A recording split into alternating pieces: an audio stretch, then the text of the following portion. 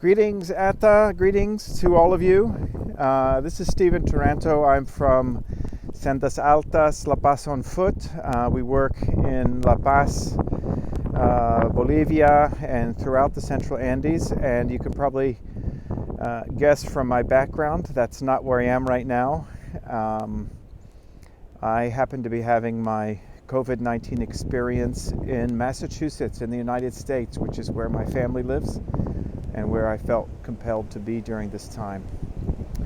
I really like the idea of Atta to share a little bit about what we're all going through right now, which in some ways is probably very similar and at the same time extremely different. And I personally can say I feel very fortunate to be where I am right now, despite the fact that where I am in Massachusetts is quickly becoming, if not already, a hotspot for this maldito virus that's affecting us all so much.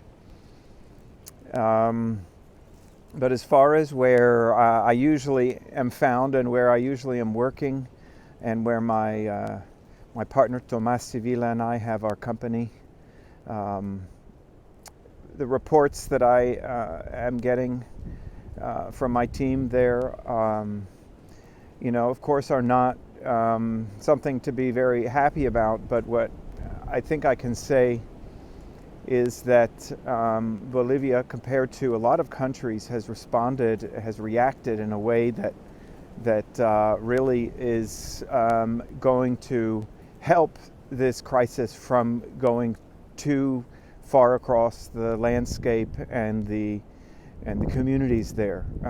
There is a very strict lockdown in place. Movement in the streets is very restricted and fined, and in most places is being respected. Not everywhere, but there has been a real kind of consensus around the need, partly driven by the fact that if this virus were to get out of control in a place like Bolivia, the capacities to respond in a medical sense are very, very limited. And so there's a sense of urgency there to respond in this way and to follow the guidelines that the national government has put forth. But I think also one of the things that I can also say, and this is something that my partner Tomas reminded me when we started talking about this a couple of months ago, and it became a daily part of our lives, that in many ways the people where we work in Bolivia and in the Andes, they're no strangers to these kinds of cataclysmic events that occur without a lot of warning. And so in some ways we have some advantages and some strengths that are more rapidly pulled into place because of the experience with so many calamities over time.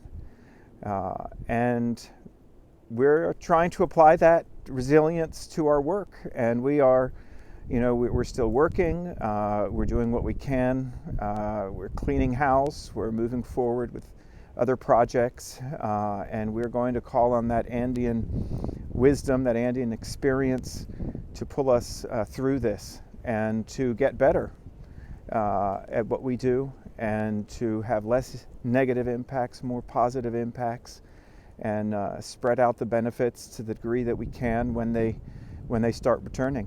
And so we're really glad to be in this fight with the rest of you. We feel from the webinars and the other communications we're getting from Atta that there really is a sense of community here that is really well received and appreciated. So wishing all the best to all of you out there, and let's hope that we all get through this as best as we can.